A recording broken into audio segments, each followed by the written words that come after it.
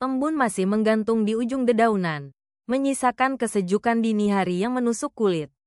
Di balik jendela kayu rumah kecil itu, Ayu Larasati menarik napas panjang sambil menyisir rambutnya yang sedikit kusut. Di luar, suara ayam berkokok bersahutan dengan panggilan azan subuh dari musola kecil di ujung gang sempit kampung Wonogiri itu. Ia melangkah pelan menuju dapur sempit, memanaskan nasi sisa semalam dan menggoreng 2 potong tempe tipis. Tangannya cekatan, meski matanya sesekali menoleh ke jam dinding tua yang jarumnya nyaris lepas. Pukul 5 kurang 10 menit, gumamnya. Hari dimulai seperti biasa. Di luar, Pak Surya, ayahnya, tengah duduk di kursi kayu reyot sambil mengenakan sepatu bot usang. Tubuhnya kurus, berbalut kaos lusuh. Topi anyaman yang warnanya sudah pudar menutupi sebagian rambutnya yang memutih. Ayu membawa piring keluar dan duduk bersamanya. Mereka makan dalam diam. Kadang-kadang, Ayu tersenyum kecil mendengar cerita lucu tentang rekan kerja ayahnya yang jatuh ke dalam adukan semen. Setelah makan, Ayu mengambil ember kecil dan berjalan ke ujung gang untuk membuang sampah. Jalan sempit itu masih sepi. Hanya ada suara tikus berlarian dan suara radio kecil dari warung tetangga. Ketika hendak membuang isi ember ke tempat pembuangan darurat di balik musola, matanya menangkap sesuatu. Sosok tubuh ringkih terbaring di tanah becek, dibalut kain lusuh. Rambutnya acak-acakan dan tubuhnya menggigil. Ayu mendekat perlahan. Sosok itu seorang nenek, tampak sangat tua. Matanya terpejam, napasnya berat. Astagfirullah, bisik Ayu, menunduk dan menyentuh dahinya. Dingin, sangat dingin. Sejenak ia bingung, membawa pulang orang asing, tapi meninggalkannya di sini. Sama saja membiarkannya mati pelan-pelan. Dasar anak aneh, mau nyeret siapa lagi tuh? Suara Ibu Rika, tetangga tua yang suka mencampuri urusan, terdengar dari balik tirai bambu rumah sebelah. Kampung kita bukan tempat buangan. Ayu menggigit bibir, tak menjawab. Ia menarik napas, menggulung lengan bajunya, lalu perlahan menggendong tubuh rapuh itu. Nenek itu sangat ringan, seperti tulang dan udara. Setiap langkahnya menyisakan jejak lumpur. Suara kaki menyeret melawan becek tanah gang. Rumah Ayu hanya berjarak belasan meter dari musola, tapi terasa seperti satu perjalanan panjang. Pintu rumah diketuk 2 kali dengan kaki. Pak Surya membuka dari dalam. Mata tuanya langsung menatap bingung. Apa ini, Yu? Seorang nenek pingsan di belakang musola. Aku nggak tega. Yah. Pak Surya diam sejenak. Sorot matanya tajam, tapi napasnya berat. Ia meminggirkan kursi, memberi jalan. Ayu membaringkan nenek itu di atas kasur lipat tipis, mengambil handuk bersih dan air hangat. Ia membersihkan kening sang nenek, menyelimuti tubuhnya, lalu duduk di samping, menatap wajah asing yang penuh kerutan, dalam diam. Wajah itu mengingatkannya pada ibunya yang telah lama tiada. Tatapan lemah, bibir yang sedikit bergetar meski tertutup, dan nafas pelan seperti bisikan. Di luar, suara angkot mulai berlalu lalang, dan kampung mulai hidup. Tapi di dalam rumah, waktu seolah membeku. Tetangga mulai mendatangi, bukan untuk membantu, tapi untuk menilai. Beberapa berdiri di depan pintu, bergumam, menunjuk. Itu bukan neneknya, kan? Bisik satu. Jangan-jangan orang gila lepas dari RS. Timpal yang lain. Bisa bawa penyakit. Bahaya itu. Ayu menunduk. Suara-suara itu seperti debu masuk ke matanya. Tak terlihat, tapi perih. Ia tetap diam. Mengangkat panci untuk merebus air jahe. Ia tak bisa menjelaskan kepada mereka kenapa ia peduli. Ia hanya tahu. Ia tak bisa melihat seseorang menderita dan berpaling. Ketika hari menjelang sore, Pak Surya pulang lebih cepat. Matanya langsung menuju kasur di ruang tamu. Dia masih belum sadar. Tanyanya pelan. Ayu menggeleng, tapi napasnya sudah lebih teratur. Pak Surya duduk, menatap lama sang nenek. Viral di media. Banyak tuh yang nipu. Berpura-pura lemah. Masuk rumah orang. Terus. Ayu menatap ayahnya dengan mata jernih. Aku tahu, tapi lihat wajahnya. Yah, itu bukan wajah penipu. Itu wajah orang yang sudah kehilangan segalanya. Hening. Pak Surya tak berkata apa-apa lagi malam itu. Ia hanya mengelus kepala Ayu sebentar. lalu masuk ke kamarnya. Malam tiba, lampu minyak menyala samar di sudut ruangan. Ayu berdoa pelan, lalu merebahkan diri di atas tikar. Matanya menatap langit-langit reyot. Di Ben Moai, hujan mulai turun rintik-rintik, menyanyikan irama kelam di atas atap seng. Tengah malam, Ayu terbangun karena suara isakan pelan. Ia duduk, menoleh ke arah kasur. Nenek itu menggeliat sedikit, bibirnya bergerak pelan. Ayu mendekat, menunduk. Dalam napas terputus-putus, nenek itu berbisik, nyaris tak terdengar. Raditya, jangan tinggalkan ibu. Jantung Ayu berdebar. Ia menatap wajah nenek itu, yang kini mulai basah oleh air mata. Siapa Raditya? Apakah itu cucunya, anaknya? Kenapa nama itu keluar di tengah malam? Dalam keadaan nyaris tak sadar, Ayu menyeka pelan keringat dingin dari dahi nenek itu. Tangannya gemetar. Ia tak tahu siapa Raditya, atau kenapa nama itu keluar dari bibir seorang yang nyaris tak sadarkan diri. Tapi satu hal ia tahu dengan pasti. Sejak malam itu, hidupnya perlahan menjauh dari jalan yang ia kenal. Fajar mulai naik, menyapu lembut atap rumah dengan warna jingga pucat. Namun udara di dalam rumah Ayu terasa berat, seperti napas yang tertahan terlalu lama. Busri masih terbaring di atas kasur lipat. Wajahnya tenang meski tampak sayu. Napasnya perlahan namun belum sepenuhnya stabil. Ayu duduk di sisi kasur, memandangi wajah itu sambil mengingat bisikan semalam. Raditya, jangan tinggalkan ibu. Nama itu terus menggema dalam pikirannya. Ia menatap bibir Busri yang tertutup rapat, berusaha mencari tanda-tanda kehidupan, sesuatu yang bisa dijadikan petunjuk.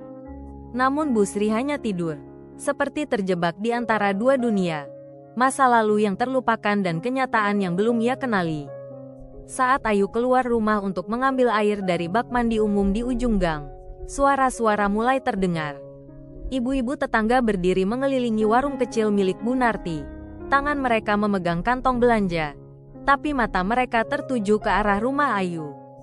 Anak itu benar-benar nekat ya, nyeret orang asing ke rumahnya sendiri, bisik Bu Rika sambil mengangkat alis. Udah miskin, masih aja nyari masalah.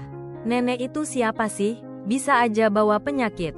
Paling nanti minta belas kasihan dari RT. Minta bantuan beras. Timpal yang lain disambut tawa pendek dan sinis.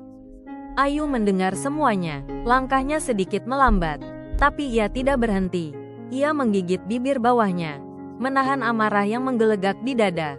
Ketika ia melintas di depan warung, salah satu ibu sengaja menggeser ember berisi air cucian hingga airnya tumpah ke kaki Ayu.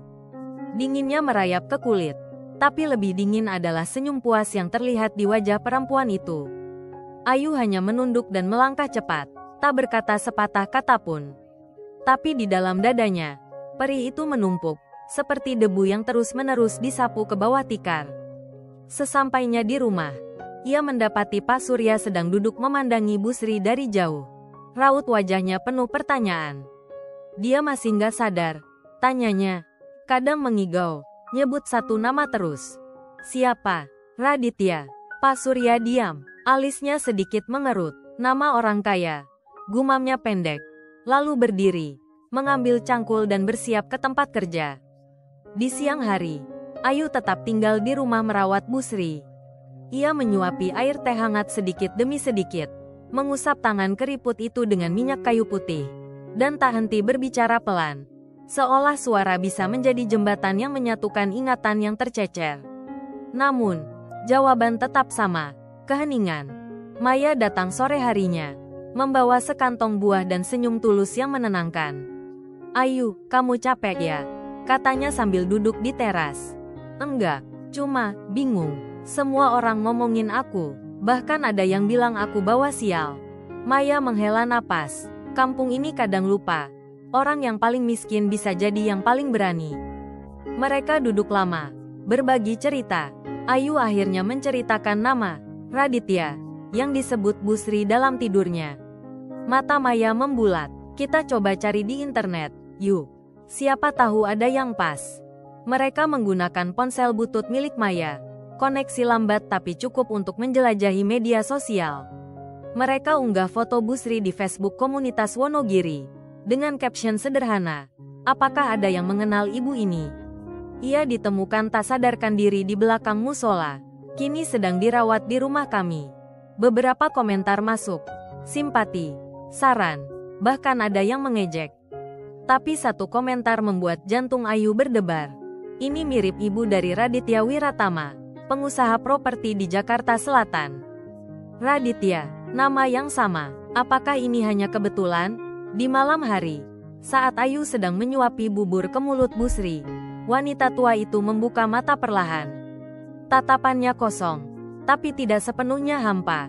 Ia menatap Ayu cukup lama, lalu bertanya lirih, "Saya, di mana?" Ayu menahan napas. "Di rumah saya, Bu. Saya menemui ibu tergeletak di gang belakang musola. Sudah 3 hari ibu di sini." Bu Sri terdiam, matanya mulai berair. Ia menyentuh tangan Ayu lemah sekali. "Kenapa saya nggak ingat apa-apa?" "Tidak apa-apa, Bu, pelan-pelan saja. Kami di sini untuk membantu." Tiba-tiba, Bu Sri terisak. Ayu langsung memeluknya lembut. Tubuh itu menggigil. Tangisnya terdengar patah-patah. Seperti seseorang yang merindukan sesuatu tapi tidak tahu apa yang ia cari. Malam itu, setelah semua tertidur, Ayu membuka jendela dan menatap langit. Angin malam membawa bau basah tanah, dan suara serangga mengisi sunyi. Di tangannya, ia memegang secarik kertas kecil bertuliskan nama dan nomor telepon yang dikirim oleh akun yang mengomentari foto tadi siang. Ia tahu, besok segalanya bisa berubah. Tapi bagian dalam dirinya berkata, sudah waktunya tahu siapa ibu ini sebenarnya. Pagi itu matahari belum naik tinggi, tapi Ayu sudah duduk di samping Bu Sri. Perempuan tua itu tertidur lelap. Napasnya tenang. Tapi ada kerutan di kening yang tampak meski dalam keadaan tidak sadar. Ayu menggenggam tangan Bu Sri yang keriput. Dingin namun terasa hidup. Ada sesuatu yang mengikat mereka dalam diam. Sesuatu yang tidak bisa dijelaskan oleh logika. Dari dapur, aroma tempe goreng dan nasi hangat mulai memenuhi ruangan kecil itu. Pak Surya menyalakan radio tua yang bersuara serak. Lagu dangdut klasik mengalun, namun tak cukup keras untuk menutupi suara batin yang gaduh dalam diri Ayu. Ia masih terus memikirkan komentar semalam, nama Raditya Wiratama, yang muncul di salah satu akun Facebook. Nama itu terlalu kebetulan, dan entah kenapa, hatinya berkata bahwa ini bukan sekadar kesamaan. Maya datang sekitar pukul 8 pagi, mengenakan jaket jeans dan sandal jepit. Napasnya masih ngos-ngosan karena berlari kecil dari jalan utama. "Ayu, aku dapat kabar baru," katanya langsung sambil mengeluarkan ponsel. Ayu bangkit, menuntun Maya ke dapur dan menyajikan teh manis panas di cangkir enamel. Maya membuka aplikasi pesan. Orang yang komen itu ternyata kerja sebagai satpam di komplek elit Kemang. Dia bilang pernah lihat ibu-ibu yang mirip banget sama Bu Sri, sering duduk di teras rumah besar di ujung blok. Ayu menatap layar ponsel dengan mata tak berkedip. "Kamu yakin? Dia ngirimin foto diam-diam?" "Nih." Maya memperbesar layar, menunjukkan gambar dari jarak jauh. Seorang perempuan tua berambut putih mengenakan kebaya warna krem duduk di kursi rotan. Wajahnya tersenyum samar. Ayu menutup mulutnya dengan tangan. Matanya langsung berkaca-kaca. Itu dia, Bu Sri. Dalam foto itu, meski tampak lebih rapi dan cerah, ada garis yang sama di pipi, lengkungan tipis di bibir, dan sorot mata yang lembut namun penuh misteri. Kalau benar ini dia, berarti dia bukan orang sembarangan, gumam Ayu. Maya mengangguk. Nama Raditya Wiratama itu muncul di beberapa artikel bisnis. Dia pemilik beberapa proyek properti besar, muda, sukses, dan belum menikah. Ayu tersenyum kecil, tapi matanya masih penuh kebingungan. Berarti Bu Sri itu, ibunya, atau neneknya, atau siapa saja. Tapi yang jelas, mereka ada hubungannya. Ayu berdiri perlahan, mendekati kasur tempat Bu Sri tidur. Ia duduk kembali, menatap wajah yang kini tampak lebih damai. Tiba-tiba, Bu Sri bergerak. Tubuhnya sedikit menggeliat, mata setengah terbuka. Ayu buru-buru meraih tangan perempuan itu. "Bu, ibu bangun." Bu Sri mengedip pelan, lalu menatap Ayu dengan mata kosong. "Kamu siapa?" "Saya Ayu, Bu. Saya yang merawat ibu sejak ditemukan di gang belakang musola." Wajah Bu Sri mengeras sejenak, lalu melunak. Tangannya meraba udara, seolah mencari sesuatu. Ayu membimbingnya ke cangkir berisi air hangat. Tangan Bu Sri gemetar saat memegang cangkir itu. "Apa saya tinggal di sini?" tanyanya ragu. "Ibu pingsan waktu itu. Kami bawa pulang karena tidak tega." Bu Sri menunduk. "Saya tidak ingat." Kemudian, ia menatap Ayu tajam. "Tapi, kamu baik." Ayu menggenggam tangan Bu Sri. "Kami hanya ingin membantu, Bu. Tidak lebih." Bu Sri tersenyum lemah. Senyum yang membuat dada Ayu hangat, tapi juga berat. Seperti ada beban dari masa lalu yang belum terungkap. Sore harinya, Ayu, Maya dan Pak Surya duduk berdiskusi di teras. Ayu menunjukkan foto dari satpam itu pada ayahnya. Pak Surya menyipitkan mata, menatap lama. "Kalau benar ini ibu itu, kita mesti bilang ke keluarganya."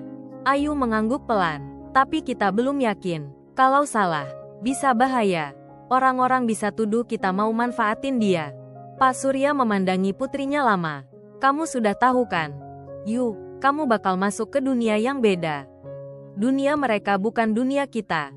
Maya menambahkan. "Tapi Bu Sri harus tahu siapa dia. Dan Raditya itu, mungkin satu-satunya orang yang bisa menjawab semua pertanyaan."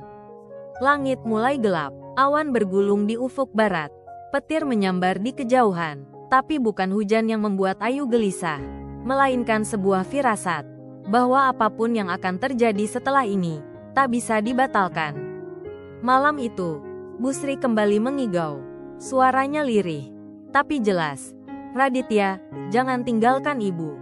Aku takut." Ayu mendekat, menggenggam tangannya. "Kami akan bantu ibu menemukan Raditya, Bu. Kami janji." Tepat pukul 9 malam.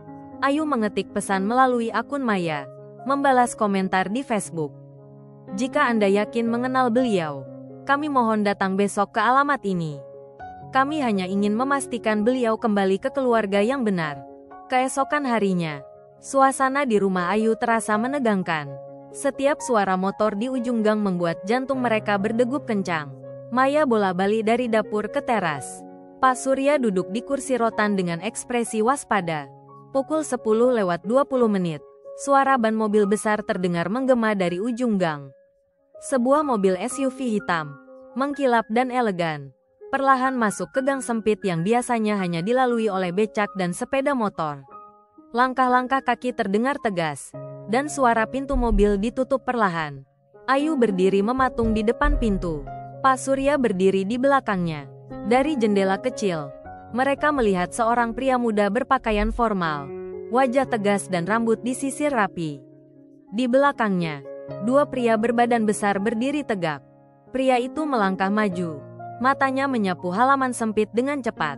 Saat ia sampai di depan pintu, ia mengetuk 3 kali, lalu diam. Ayu menelan ludah, tubuhnya sedikit gemetar. Ia menatap ayahnya yang balas menatap dengan anggukan kecil. Perlahan, Ayu membuka pintu. Di balik daun pintu, pria itu berdiri tegak. Ekspresi wajahnya sulit ditebak.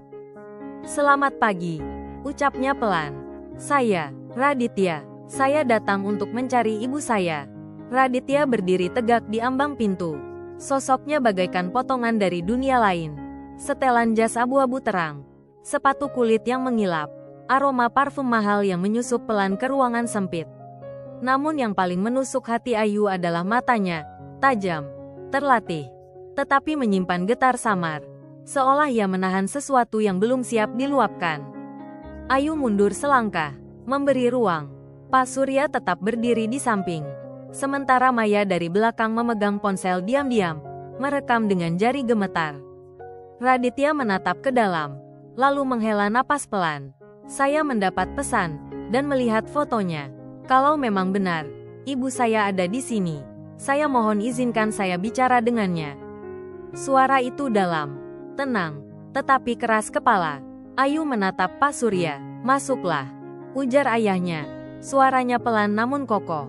Raditya melangkah masuk. Setiap gerakannya penuh perhitungan, tidak terburu-buru, tapi jelas menunjukkan bahwa ia terbiasa memegang kendali. Ia menuruni 2 anak tangga kecil menuju ruang belakang, di mana Bu Sri sedang duduk di atas tikar, mengenakan kain batik lusuh dan sweter bekas yang kebesaran. Ketika mata mereka bertemu, waktu seolah berhenti.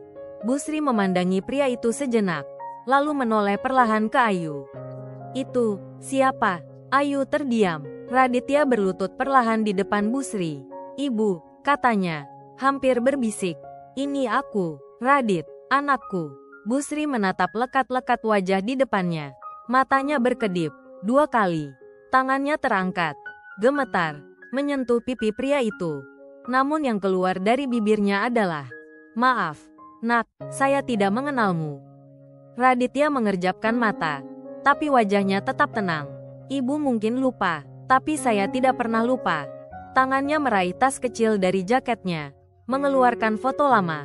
Selembar kertas kusam berisi gambar seorang wanita muda berdiri di tengah taman bunga, memeluk seorang anak kecil. Busri menatap lama, tangannya perlahan menyentuh gambar itu. "Siapa yang ambil foto ini?" "Bapak," jawab Raditya cepat.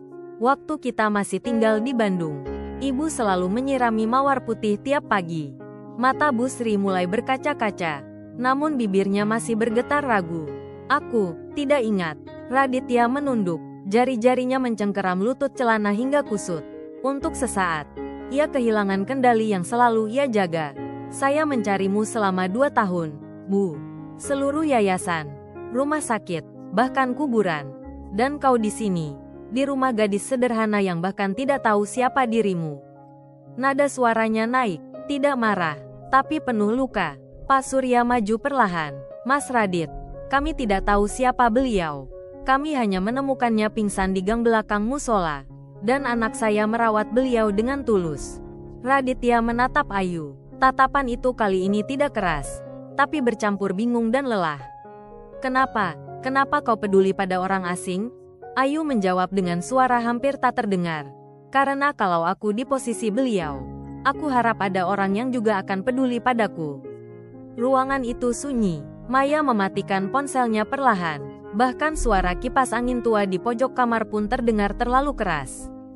Busri memejamkan mata, lalu berkata pelan, "Bolehkah aku tahu apa yang terjadi padaku?" Raditya menarik napas panjang. "Ibu menghilang dari rumah 2 tahun lalu. Polisi menyatakan kau depresi berat setelah bapak meninggal. Kami kehilangan jejakmu sejak itu. Aku pikir, aku sudah kehilangan segalanya." Busri membuka mata. "Jadi, aku memang ibu dari Raditya?" Raditya mengangguk. "Apa, aku orang kaya?" Ia tersenyum pahit. "Kita punya segalanya, kecuali waktu dan kebersamaan." Busri terdiam. Tangannya memeluk perutnya, seperti mencari sesuatu yang tak ada. "Tapi, kenapa aku merasa lebih tenang di sini?" Tak ada yang menjawab, karena jawaban itu terlalu kompleks untuk dijelaskan dalam kata. Maya menyela pelan. "Apa Mas Raditya akan membawa beliau hari ini?" Raditya menatap Ayu, lalu ke Pak Surya. "Aku ingin, tapi beliau tidak mengingatku. Dan aku tidak ingin memaksakan. Jika kalian tak keberatan, bisakah aku datang lagi besok?" Pak Surya mengangguk. "Kami bukan pemilik beliau. Silakan." Raditya berdiri. Ia mengeluarkan amplop dari saku dalam. "Untuk biaya perawatan. Dan terima kasih." Ayu menggeleng cepat. "Kami tidak melakukannya demi uang." Raditya menatap gadis itu lama. Tatapan itu menyimpan rasa hormat. "Saya tahu." Ia melangkah pergi. Tapi sebelum keluar dari pintu, ia menoleh sekali lagi. "Terima kasih, Ayu." Ayu hanya tersenyum tipis. Tapi di dalam dadanya, gelombang perasaan bercampur aduk. Lega, khawatir, dan entah mengapa, sedih. Malam itu, Ayu duduk sendiri di teras. Langit penuh bintang. Di dalam, Busri sudah tertidur, memeluk bantal kecil yang tadi siang dibelikan Maya dari pasar. Pak Surya datang membawa teh. "Kamu baik, Yu, tapi hati-hati. Dunia mereka tidak seperti dunia kita." Ayu menatap ayahnya. "Aku tidak ingin apa-apa, Yah. Aku hanya ingin beliau bahagia." Dari kejauhan, suara anjing menggonggong. Angin malam membawa aroma tanah basah. Tapi di balik keheningan itu, ada rasa gelisah yang belum hilang. Ayu memejamkan mata, lalu membuka lagi. Sesuatu dalam dirinya tahu, pertemuan tadi siang bukanlah akhir. Itu baru awal dari perubahan besar yang akan datang. Pagi menyingsing pelan di desa Giri Mulia. Kabut tipis menggantung di antara dahan pohon kelapa dan atap rumah-rumah papan. Dari dapur kecil, aroma tempe goreng dan nasi liwet mengepul naik, mengisi ruang sempit tempat Bu Sri duduk diam menatap jendela. Tangannya menggenggam cangkir teh panas, tapi tatapannya jauh melampaui pemandangan pagi itu, menembus waktu, menggali sesuatu yang belum berhasil ia temukan. Ayu memperhatikan dari balik pintu, langkahnya perlahan, tidak ingin mengejutkan. "Bu, mau saya tambahkan gula lagi?" tanyanya lembut. Bu Sri menggeleng pelan, wajahnya tampak lebih tenang. Tapi ada kerutan baru di dahi. Seolah semalaman ia berperang dengan mimpi yang tak bisa dijelaskan. "Semalam aku mimpi," katanya lirih. "Ada seorang anak kecil memanggilku dari balik pagar." Dia menangis. Ayu duduk di sebelahnya. "Anak laki-laki." Bu Sri tidak langsung menjawab. Ia menatap jari-jarinya yang mengelupas, lalu bergumam, "Aku tidak bisa melihat wajahnya jelas. Tapi dia memanggilku, Ibu." Seketika, Ayu tahu, potongan memori itu mulai merayap kembali. Sementara itu, Raditya kembali datang. Kali ini ia tak lagi mengenakan jas mahal, hanya kemeja putih sederhana dan celana jeans tua. Tapi wajahnya tetap tegang, dan sorot matanya tampak gelisah. Ia duduk di ruang depan, di samping meja kayu yang sudah mulai retak. Di tangannya, ia menggenggam album foto yang lusuh, bekas terbakar di pinggirnya. "Aku temukan ini di gudang rumah lama kami. Sebagian terbakar saat kebakaran kecil 2 tahun lalu. Tapi beberapa lembar masih bisa diselamatkan." Ayu mengambil album itu perlahan. Ia membukanya dan melihat foto-foto lama. Seorang wanita muda menyisir rambut anak kecil. Seorang pria berjenggot tersenyum dari kejauhan. Dan, "Ini Bu Sri, kan?" tanyanya, menunjuk pada gambar wanita yang berdiri dengan sepeda tua di pinggir jalan. Raditya mengangguk. "Waktu itu kami masih tinggal di kota Bandung. Ibu suka sekali bersepeda pagi-pagi, beli bunga di pasar.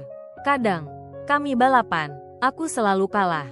Karena dia curang, memotong jalan." Suara Raditya bergetar di akhir kalimat. Matanya memerah. Ayu menyerahkan album itu pada Bu Sri. Ia melihatnya satu persatu, lalu berhenti pada foto yang memperlihatkan dirinya memegang buket bunga mawar putih.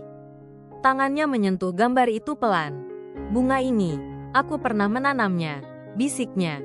Raditya menahan napas. "Di halaman depan, aku masih ingat. Ibu bilang bunga itu simbol kesetiaan."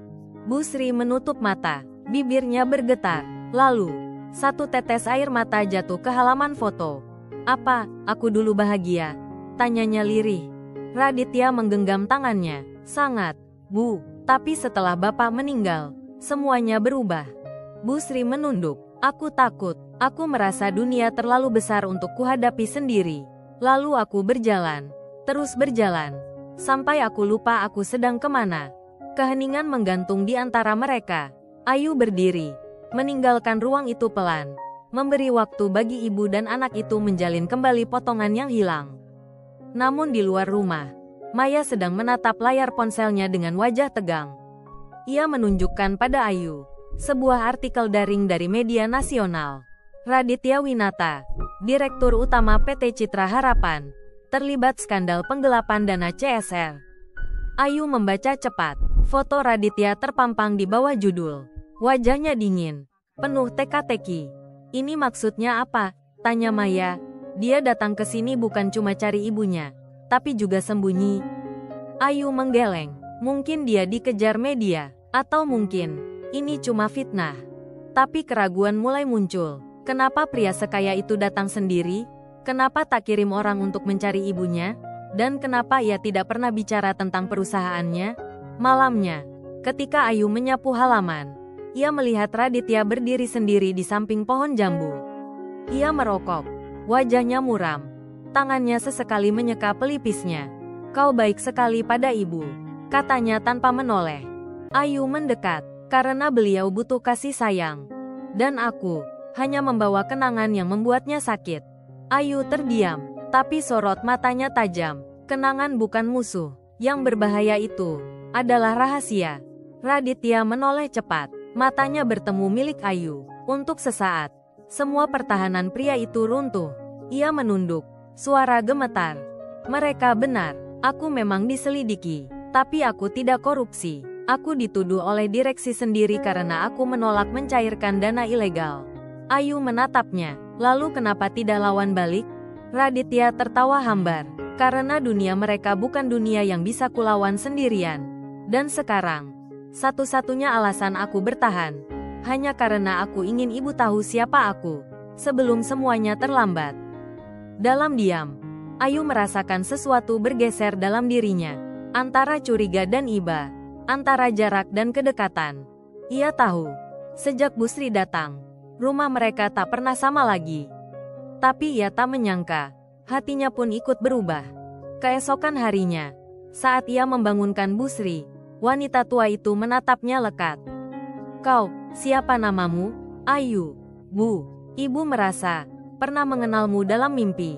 Ayu tersenyum. Mungkin takdir memang menyatukan kita, Bu. Tapi di balik senyum itu, ada firasat aneh. Bahwa perjalanan mereka baru saja dimulai. Dan di depan, ada badai yang lebih besar menunggu. Malam itu, langit Giri Mulia tertutup awan tebal. Angin bertiup dingin, membawa aroma basah dari tanah yang baru saja tersiram gerimis. Di dalam rumah kayu tua itu, suasana sunyi menebal. Ayu duduk di dekat jendela, memandangi lampu jalan yang berkedip-kedip lemah. Sementara pikirannya melayang pada kata-kata Raditya semalam. Aku tidak korupsi. Aku dituduh oleh direksi sendiri karena menolak mencairkan dana ilegal. Ucapan itu membekas, seperti noda yang sulit dihapus. Ia ingin percaya, tapi kebenaran kadang tak datang dalam satu warna. Di dalam kamar, Busri tertidur. Nafasnya teratur, tapi wajahnya tidak tenang. Kelopak matanya bergerak cepat, seperti sedang dikejar mimpi. Dan benar saja, beberapa menit kemudian, ia terbangun dengan keringat membasahi leher. Ada yang membakar rumah itu. Aku terperangkap. Ucapnya lemah, menatap Ayu dengan mata kosong. Ayu menggenggam tangannya. Tenang, Bu, itu hanya mimpi. Tapi terasa nyata, bahkan aku bisa mencium bau asapnya. Sementara itu, di kota, berita tentang Raditya semakin liar. Maya, yang selalu aktif di media sosial, menunjukkan tangkapan layar kepada Ayu. Raditya Winata dikabarkan lari ke desa setelah audit internal menemukan penggelapan 4 miliar rupiah. Ayu menatap layar itu, lalu menatap Raditya yang duduk di luar, di bawah pohon mangga, dengan rokok yang hampir habis di antara jemarinya. Wajahnya penuh beban, punggungnya membungkuk seperti pria yang sudah kehilangan arah. Apa kau masih menyembunyikan sesuatu dariku? Tanya Ayu, mendekat. Raditya menoleh perlahan, wajahnya lelah, matanya sembab. Aku lelah berbohong, tapi aku juga tak tahu harus mulai dari mana. Aku butuh tahu segalanya, tentang ibumu, tentang tuduhan itu, dan kenapa kau datang ke sini.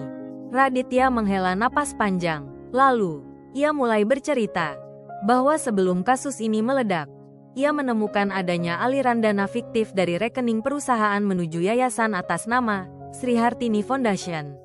Ia curiga, ia menyelidiki, dan ia menemukan sesuatu yang mengejutkan. Yayasan itu sudah lama tidak aktif, tapi masih menerima transfer rutin. Nama ibunya digunakan sebagai topeng, tapi ibunya sendiri tidak tahu menahu. Ia hanya pernah menandatangani beberapa dokumen bantuan sosial di masa lalu, saat masih sehat dan sadar. Dari situlah semuanya bermula. Aku protes, aku minta investigasi, tapi justru aku yang dituduh. Mereka takut rahasianya terbongkar, jadi mereka buatku jadi kambing hitam. Ayu mendengarkan dalam diam, tapi matanya menajam. Jadi mereka memanfaatkan nama ibumu? Ya, dan aku datang ke sini bukan hanya untuk menyelamatkan ibu, tapi juga untuk membuktikan bahwa dia tidak pernah terlibat. Mata Ayu berkaca-kaca, tapi sebelum ia sempat merespons, suara teriakan dari dalam rumah membuat mereka berdua terlonjak. Jangan bakar anakku, Busri. Mereka berlari masuk. Busri duduk tegak di ranjang. Tubuhnya gemetar hebat, mata terbuka lebar. Ia menunjuk ke sudut ruangan, seolah melihat api yang tak tampak. Raditya memeluk ibunya. Bu, ini aku, Radit. Tenang, tidak ada api, tidak ada siapa-siapa. Tapi Busri memukul-mukul dadanya sendiri. Mereka bakar rumah kita. Mereka bilang aku pengkhianat. Tangis Raditya pecah. Ia memeluk ibunya erat. Itu masa lalu. Bu, tidak ada yang akan menyakitimu lagi. Ayu menyaksikan pemandangan itu dengan dada sesak. Di sudut ruangan, Maya merekam diam-diam dengan ponselnya. Tapi Ayu merebutnya cepat. Jangan, ini bukan untuk konsumsi publik. Maya terdiam, lalu mengangguk pelan. Keesokan harinya, Ayu pergi ke balai desa untuk mencari dokumen lama. Ia dibantu Pak Lurah, seorang pria tua yang ramah, yang ingat betul tentang keberadaan Bu Sri dulu. Ibu Sri dulu aktif membantu kegiatan gotong royong, tapi setelah suaminya meninggal dalam kebakaran rumah mereka, beliau menghilang.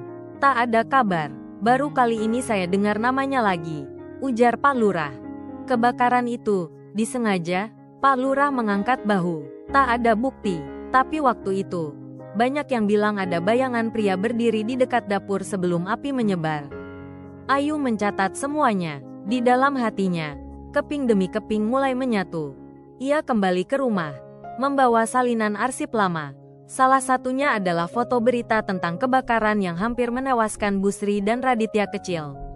Raditya melihat foto itu, tangan kanannya mengepal. Orang yang melakukan ini masih hidup, dan mereka sekarang duduk di kursi direksi. Lalu apa langkahmu sekarang?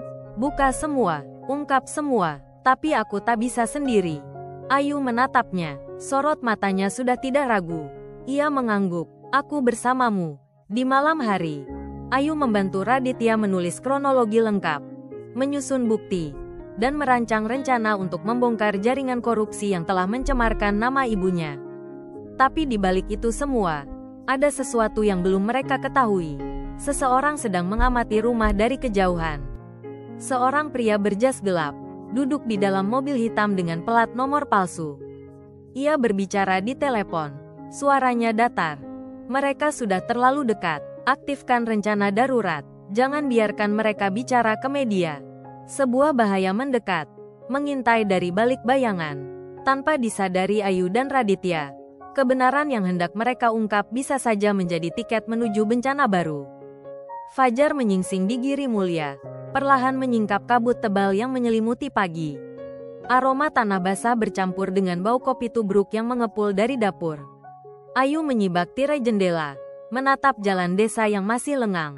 Suasana damai itu kontras dengan badai yang tengah bergemuruh dalam pikirannya. Semalam, Raditya berjanji akan membawa semua bukti ke Jakarta. Tapi mereka tahu, perjalanan itu takkan mudah. Mereka bukan hanya melawan tuduhan, tapi juga sistem yang sudah terlalu lama diam. Raditya duduk di beranda, wajahnya tegang. Ia menggenggam map coklat berisi fotokopi dokumen, surat transfer, dan salinan laporan audit internal. Tangannya berkeringat, nafasnya pendek. Kalau aku tidak kembali, katanya pelan. Ayu menyentuh lengannya. Kau akan kembali, kau harus. Maya keluar dari dapur, membawa bekal sederhana dalam tas anyaman. Nasi uduk, telur balado, tempe orek. Biar kau tidak kelaparan di jalan. Raditya tersenyum lemah. Terima kasih, Maya. Sementara itu, Busri duduk di kursi rotan, menatap mereka tanpa suara. Matanya jernih pagi ini, tapi pandangan itu seakan menyimpan kecemasan yang dalam. Jaga dirimu, nak, ucapnya lirih. Jangan sampai semua ini sia-sia. Raditya mendekap ibunya dengan erat. Ini demi ibu, dan demi semua yang pernah mereka sakiti. Setelah berpamitan, Raditya menaiki sepeda motor tua milik Pak RT. Ayu meminjamkan jaket tebal miliknya. Mereka berpelukan sekali lagi sebelum Raditya berangkat menuju terminal kota terdekat. Namun, baru beberapa kilometer dari desa, dua pria tak dikenal menghentikan motornya di tikungan sepi. Mereka mengenakan helm full face dan jaket hitam. Siniin mapnya, bentak salah satu dari mereka, menodongkan benda mirip senjata setrum. Refleks Raditya mundur, tapi satu pukulan mendarat di perutnya. Ia terhuyung, map terjatuh ke tanah. Salah satu pria memungutnya, sementara yang lain menendang dada Raditya hingga ia tersungkur. Sebelum mereka kabur, pria itu menatap tajam ke arah Raditya. Berhenti jadi pahlawan. atau kau akan hilang seperti yang lain. Raditya tergeletak. Dadanya sesak, tapi matanya tetap menyala. Ia memaksa berdiri. Meski lututnya gemetar, ia tidak bisa kalah sekarang. Dengan sisa tenaga, ia kembali ke desa. Ayu terkejut melihat kondisinya. Luka di pelipisnya masih mengalirkan darah tipis. Apa yang terjadi? Mereka tahu. Mereka tahu aku membawa bukti. Ayu langsung menyiapkan perban dan air hangat. Sambil membersihkan lukanya, ia menggigit bibir menahan marah. Kita tak bisa diam. Kita butuh rencana lain. Hari itu, Ayu dan Maya menyusun strategi. Maya memiliki teman jurnalis di Jakarta yang bisa dipercaya. Mereka memindai ulang semua dokumen yang tersisa dan mengunggahnya ke cloud, dengan kata sandi khusus. Raditya merekam testimoni video singkat. Wajahnya luka, tapi suaranya tegas. Jika video ini menyebar, berarti aku telah ditangkap atau lebih buruk. Aku tidak korupsi. Aku mencoba membongkar penyalahgunaan dana di perusahaan tempatku bekerja. Ibuku, Sri Hartini, tidak bersalah. Nama beliau hanya dipinjam untuk menutupi jejak mereka. Kebenaran harus menang. Maya mengunggah video itu secara anonim ke berbagai platform. Dan dalam hitungan jam, video itu menjadi viral. Tagar-tagar kebenaran untuk Sri trending di media sosial. Komentar demi komentar berdatangan. Saya kenal Bu Sri. Dulu guru saya di SMP. Tidak mungkin dia korupsi. Berani banget Raditya. Salut. Kami mendukungmu. Jangan menyerah. Namun, keberanian itu juga menimbulkan reaksi keras. Malam itu, rumah Ayu dilempari batu oleh orang tak dikenal. Jendela pecah. Maya menjerit. Radit, mereka datang. Raditya keluar dengan linggis di tangan. Tapi para pelaku sudah kabur. Pak RT datang bersama beberapa warga. Kami sudah lihat videonya. Kami percaya pada Raditya. Tapi kalian harus lebih hati-hati. Pagi harinya, polisi lokal datang. Tapi bukannya menyelidiki. Mereka justru menanyakan legalitas domisili Raditya. Kami menerima laporan warga soal keberadaan orang luar yang mencurigakan. Ayu berdiri di depan mereka, mata tajam. Kami punya surat tinggal sementara dari kepala desa. Dan Raditya bukan penjahat. Pak RT juga membela. Dia tinggal di rumah kami. Dan kami tanggung jawab. Polisi itu terdiam, lalu pergi. Meski dengan ekspresi sinis. Raditya tahu, waktu mereka tidak banyak. Ia menghubungi jurnalis yang disebut Maya. Jurnalis itu setuju bertemu di Yogyakarta, dalam forum diskusi anti korupsi. Tapi ia meminta agar Raditya membawa saksi. Saya ingin dengar langsung dari Bu Sri. Itu jadi dilema. Bu Sri belum stabil, tapi waktu terus berjalan. Akhirnya, Ayu bicara dengan Bu Sri. Bu, mereka butuh kesaksian Ibu. Meskipun Ibu hanya bisa bicara sedikit, itu cukup. Bu Sri diam lama, lalu ia mengangguk pelan. Kalau itu bisa menyelamatkan anakku, Ibu akan berusaha. Malam itu, Ayu dan Raditya duduk di ruang tengah. Lampu temaram. Di luar, suara jangkrik menyatu dengan desir angin. Raditya memandang Ayu. Wajahnya penuh rasa terima kasih, tapi juga keraguan. Kau yakin kita bisa? Ayu menjawab tanpa ragu. Kita harus yakin, karena kalau bukan kita, siapa lagi? Besok mereka akan berangkat ke Yogyakarta. Tapi seseorang yang tak dikenal sudah membuntuti rumah mereka. Dan kali ini, dia tak datang sendirian. Subuh di kota Yogyakarta terasa lebih dingin dari biasanya. Langit masih gulita ketika Raditya, Ayu, dan Bu Sri tiba di halaman gedung pusat komunitas anti korupsi. Dengan langkah perlahan, Bu Sri menggenggam lengan Ayu. Tangan keriputnya terasa dingin dan sedikit bergetar. Tapi matanya tampak lebih tegas dari sebelumnya. Raditya memandang ibunya dengan campuran bangga dan khawatir. Bekas luka di pelipisnya belum sepenuhnya sembuh. Tapi ia tak peduli. Hari ini, semuanya akan ditentukan. Di dalam ruangan, jurnalis bernama Pak Hasan telah menyiapkan kamera dan alat perekam. Ia menatap mereka dengan tatapan bersahabat, namun tajam. Saya sudah lihat videonya, tapi kali ini, kami butuh suara dari yang paling tahu. Bu Sri duduk perlahan, nafasnya berat, namun ketika mikrofon dinyalakan, ia menatap lensa kamera tanpa gentar. Saya Sri Hartini, guru SD yang sudah pensiun. Saya tidak tahu banyak soal uang, Tapi saya tahu nama saya dipakai tanpa izin. Mereka bilang, itu hanya formalitas. Tapi kemudian saya lihat rekening atas nama saya punya angka yang besar. Dan tiba-tiba saya disebut koruptor. Suara beliau bergetar, tapi jelas. Air mata menetes perlahan di pipinya. Ayu menggenggam tangan Busri dengan erat. Raditya nyaris tak berkedip, menahan emosi yang mendesak keluar. Setelah rekaman selesai, Hasan tersenyum. Itu cukup, kami akan tayangkan kesaksian ini malam ini, bersamaan dengan laporan investigasi. Namun belum sempat mereka keluar dari ruangan, sebuah suara keras terdengar di luar. Pintu utama digedor. Polisi, buka pintu. Raditya panik. Ayu menoleh ke Hasan.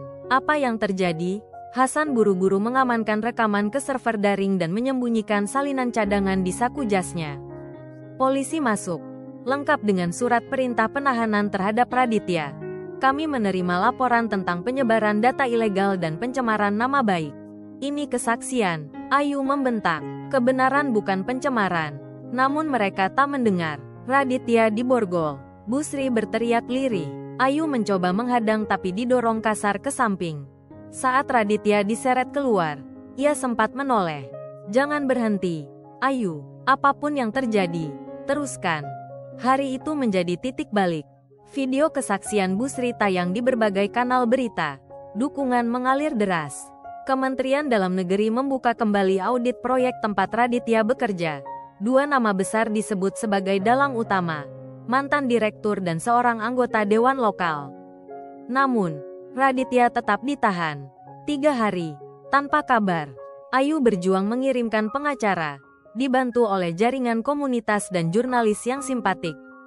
Busri kembali ke Giri Mulia, tapi setiap malam ia duduk di teras, menatap langit. Dia sudah lakukan semuanya demi ibu. Pada hari keempat, berita besar muncul. Komisi Pemberantasan Korupsi, KPK, menetapkan tersangka atas 2 pejabat tinggi berdasarkan kesaksian dan bukti yang dikumpulkan Raditya. Malam itu, stasiun TV nasional menayangkan siaran langsung. Ayu, Maya, dan warga desa berkumpul di warung Pak RT.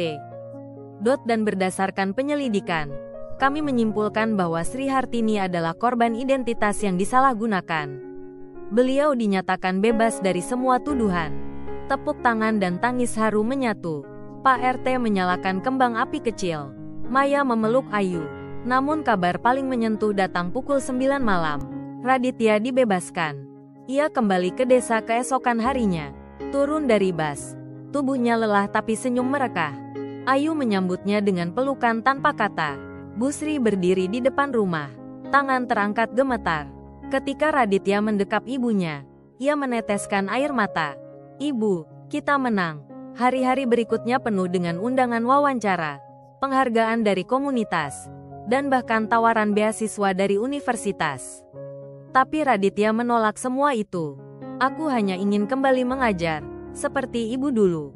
Di halaman rumah, Ayu menanam pohon jambu air bersama Raditya dan Busri. Kenapa jambu? Tanya Maya. Karena pohonnya kuat, tapi buahnya manis. Seperti perjuangan kita. Matahari terbenam di balik bukit Giri Mulia. Suara gamelan dari masjid desa mengalun lembut. Raditya menatap langit, menggenggam tangan Ayu. Aku tidak tahu apa yang akan terjadi besok. Tapi aku tahu satu hal, kejujuran bisa menyembuhkan. Raditya ditangkap tepat setelah ibunya dengan berani memberikan kesaksian. Namun semua bukti yang telah ia kumpulkan menjadi kunci bagi KPK untuk turun tangan, membongkar kasus korupsi besar dan memulihkan nama baik sang ibu. Di bawah naungan pohon jambu air yang masih muda, Raditya, yang dulu pernah difitnah, kini menjadi simbol kekuatan dari keteguhan hati dan kejujuran. Bukan tepuk tangan yang ia cari, melainkan ketenangan di dalam dada. Matahari mulai tenggelam di balik bukit-bukit kecil di pinggiran desa Wonogiri, meninggalkan semburat jingga yang menyelimuti langit sore. Di halaman rumah yang sederhana, di bawah pohon jambu air yang rindang, Raditya duduk bersila di atas tikar pandan. Di sampingnya, sang ibu, Busri, tersenyum lembut sambil menyeduh teh tubruk hangat yang baru saja diangkat dari tungku tanah liat. Bau kayu bakar yang masih tersisa bercampur dengan aroma teh, membawa kehangatan ke relung hati yang sebelumnya penuh luka. Tak banyak kata yang terucap, namun keheningan itu justru membawa kedamaian yang tak terucapkan. Setelah semua badai, setelah luka-luka dari pengkhianatan, fitnah, dan rasa putus asa yang nyaris mematikan harapan, akhirnya datang hari ketika semuanya menemukan tempatnya masing-masing. Raditya telah menjalani perjalanan yang panjang, dari anak muda yang hanya ingin menuntut keadilan, menjadi seseorang yang memahami arti dari pengorbanan dan ketulusan. Apa yang ia pelajari tak hanya tentang kejujuran yang pada akhirnya menang, tapi tentang kekuatan hati yang bertahan ketika dunia seolah-olah menertawakan dan menyingkirkanmu. Ia belajar bahwa tak semua kebenaran harus diteriakkan keras-keras. Terkadang, ia cukup diperjuangkan dengan diam dan tekad yang tak goyah. Suara azan maghrib menggema dari masjid kecil di ujung gang, menyentuh langit senja dan menyelinap ke dalam hati. Busri meletakkan gelas teh di depan Raditya, lalu menatap wajah putranya yang kini terlihat jauh lebih tenang dibanding beberapa bulan lalu.